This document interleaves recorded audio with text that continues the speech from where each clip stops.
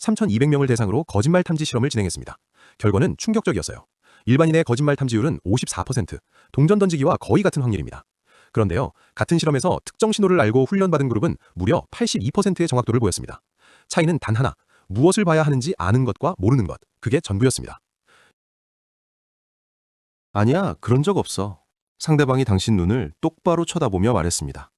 근데 왠지 이상했죠? 뭔가 찝찝한데 딱 꼬집어 말할 수가 없어요. 나중에 알고 보니 정말 거짓말이었고, 그때 당신은 생각하죠. 아, 그때 그 느낌이 맞았던 거구나.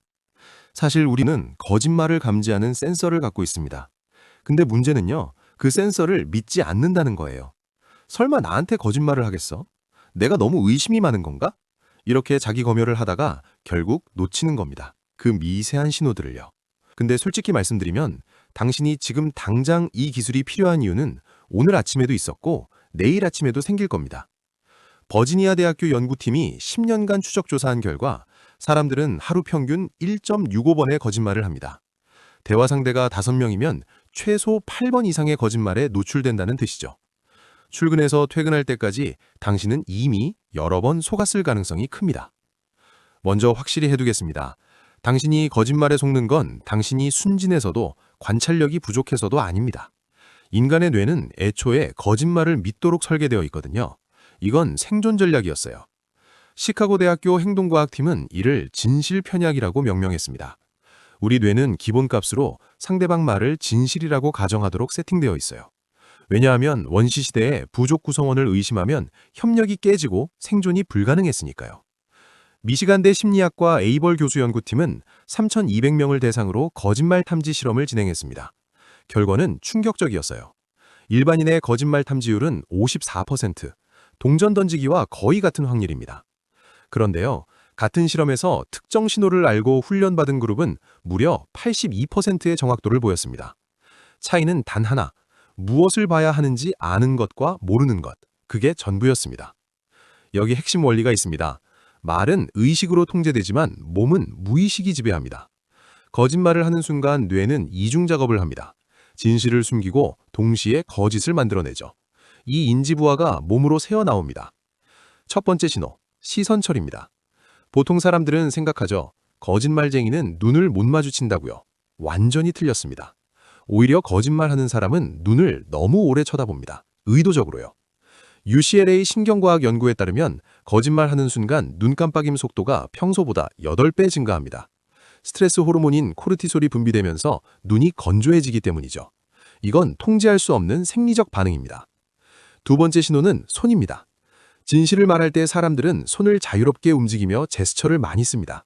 하지만 거짓말할 때는요, 손이 몸에 가까워지거나 주머니에 들어가거나 탁자 밑으로 숨습니다.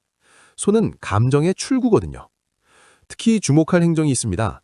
거짓말하는 사람의 73%가 무의식적으로 입 주변을 만집니다. 턱을 긁거나 코를 만지거나 입술을 만지는 행동이죠. 이건 아주 원초적인 본능, 나쁜 말이 나가지 못하게 막아야 해의 표현입니다. 세 번째는 음성 패턴입니다. 거짓말할 때 목소리는 미세하게 높아집니다. 성대가 긴장하면서 0.3음 정도 올라가요.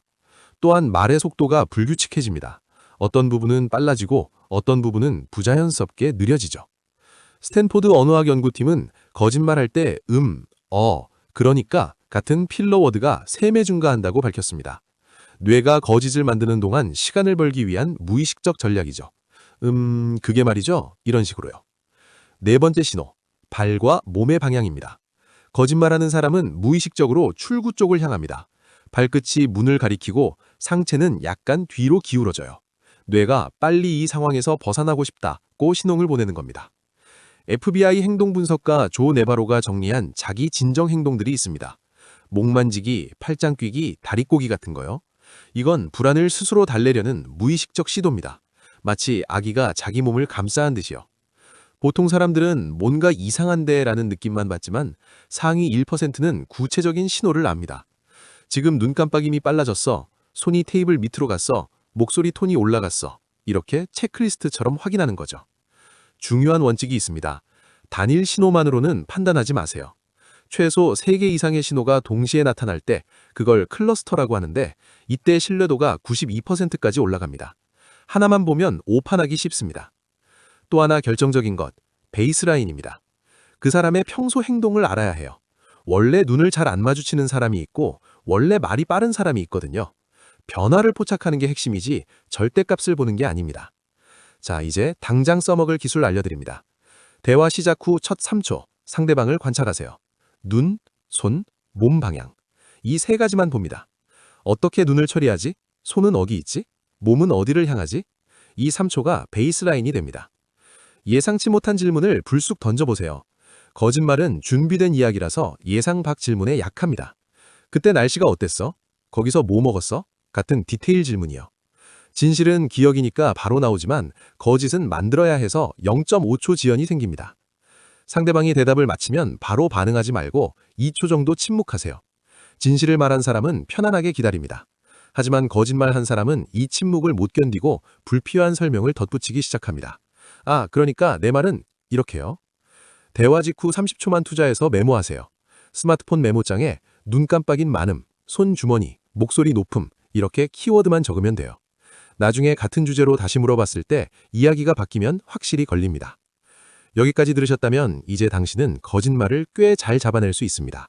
그런데요, 정말 중요한 걸 말씀드려야겠어요. 이 기술의 진짜 목적은 타인을 의심하라는 게 절대 아닙니다. 이 신호들은 내가 거짓말할 때도 똑같이 나타납니다. 오늘부터 일주일간 내가 작은 거짓말을 할 때 내 몸이 어떻게 반응하는지 관찰해 보세요. 괜찮아 라고 말하면서 손은 주머니에 들어가진 않았나요? 진실을 말하는 것도 근육입니다. 작은 진실부터 연습하세요. 솔직히 오늘 좀 힘들어. 그 이야기 들으니 기분 나빠. 미안, 약속 지키기 어려울 것 같아. 이렇게요. 진실을 말할 때 당신 몸은 편안해집니다. 이게 진짜 베이스라인이에요. 지금까지 거짓말에 속았다고 자책하지 마세요. 당신은 고장난 게 아니라 방법을 몰랐을 뿐입니다. 그리고 이제는 압니다. 눈, 손, 목소리, 몸의 방향. 이 네 가지만 기억하세요. 당신은 이미 준비된 관찰자입니다. 진짜 신뢰는 의심에서 오지 않습니다. 진짜 신뢰는 내가 진실하고 상대도 진실할 수 있는 환경을 만들 때 옵니다. 거짓말 신호를 아는 건 방어막이 아니라 더 깊은 연결을 위한 도구입니다. 오늘 만나는 사람과 대화할 때 딱 3초만 관찰해 보세요. 눈, 손, 몸. 그게 전부입니다. 일주일만 연습하면 당신의 세계는 완전히 달라질 겁니다. 보이지 않던 것들이 보이기 시작할 테니까요. 댓글로 알려주세요. 당신은 언제 거짓말을 알아챘나요? 그때 어떤 신호가 가장 결정적이었나요? 혹은 반대로 거짓말했을 때 자신의 어떤 행동이 기억나시나요? 여러분의 경험이 다른 누군가에게 큰 도움이 됩니다. 마지막으로 이것만은 꼭 기억해 주세요. 이 기술은 칼과 같아서 요리도 할 수 있고 다치게도 할 수 있습니다. 타인을 함부로 재단하는 도구가 아니라 나를 지키고 진실한 관계를 만드는 도구로 써주세요. 당신의 진가를 보여줄 시간입니다.